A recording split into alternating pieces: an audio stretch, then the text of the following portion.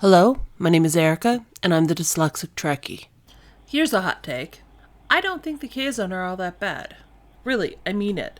The Kazon have been popularly known as the poor man's Klingon, the Delta Quadrant's closest poor imitation of the Klingons. On a surface level, I'd have to argue they may have a point to the reputation. Yes, they're organized into families. Yes, they fight a lot. Yes, they have wrinkly foreheads. Yes, they are the primary antagonists to Voyager for a very long time. They also suffer from some of the same issues I have with the Klingon depictions. I mean, at least they don't color white people brown here, but they couldn't find any actors with froze? Just saying. But for what they were meant to be and why they were there, the Kazon do a good job. So let's break down the situation here.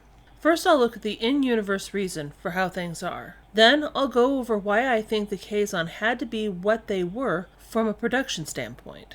First, the Kazon were a nomadic race in a resource-poor part of space. We see them destroy a ship for a replicator. They'll go crazy to find what's actually a relatively plentiful molecule in space, water. It's in asteroids, and meteors are largely made from it. I think there's a real reason why. First, it's something we learn in time. The Kazon are the remnants of a formerly settled culture, now forced into a nomadic lifestyle because of another race, the Trabe. They are scattered in a diaspora throughout the region. After what happened to them, they vow to never be kept or serve anyone but themselves. Of course, this only applies to men.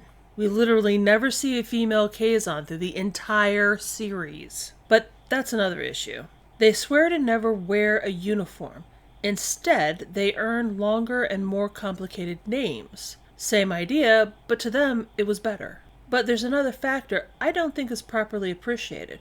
For that, we have to go back to the Borg. Seven says they were unworthy of assimilation. I can guess it was because they didn't fit any one category enough to make them worth it. Imagine being one of a small number of races a power like the Borg doesn't bother with. Not because you're too powerful, but you're just not important enough. We know Borg space isn't that far from Kazon territory, especially once you take trans-warp speed into account. They couldn't move forward, they couldn't go back.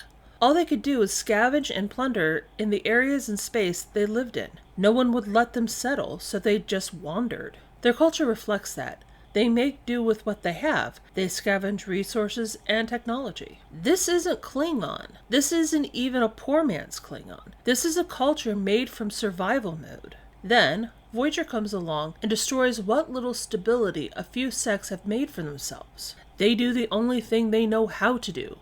They go after Voyager. Sure, it's a far superior ship, but it's just one ship. Imagine if the Kazon had gotten a hold of it. That really would have tipped the balance of power in the quadrant. But remember when I said they had houses? No, they actually didn't. They have sects. Gangs, really. We learn a Kazon can move from one sect to another by proving themselves to another group. Loyalty isn't through blood, but deeds. It's a much more pragmatic attitude. One that would never make it in the Klingon culture. Second, there's the literary reason. Voyager needed a clear sign that they were in danger, on their own, and vulnerable in a way no other Federation ship ever was. The Kazon fit that bill well. They are dangerous in large numbers, able to do real harm, and able to be a genuine threat, while not so much that Voyager can't make it out alive. Voyager leaves encounters with the Kazon, genuinely happy to be gone, and hobbling away licking their wounds, but they're not so powerful that you can't see why Voyager keeps surviving their encounters. So, why don't people like them? I think it's because it's so easy to compare them to the Klingons. For all their differences, there are striking similarities. Some, I think, are kind of unavoidable.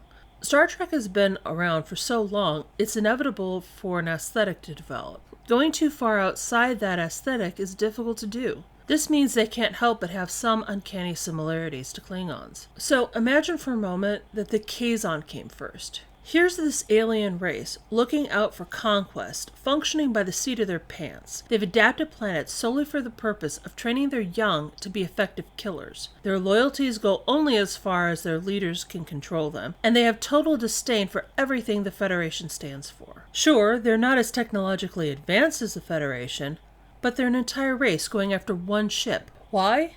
Because that one ship's technology could change their situation from an underdog to the power of the quadrant.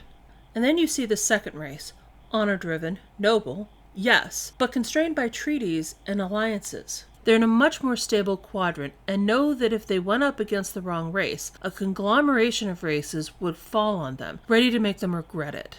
They have an intimidating culture, but they're no more powerful than anyone else around. I'm not saying the Klingons aren't impressive, but the Kazon become decidedly more impressive when looked at on their own.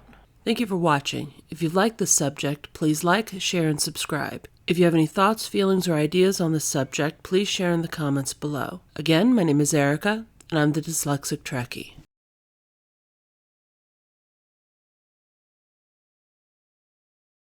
The Kazar are the Kazar?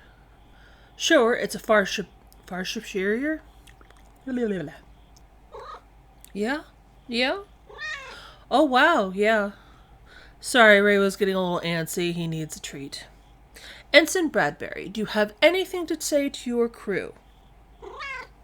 Very important message. Ray, can you please take a chill pill? I'm not even doing anything.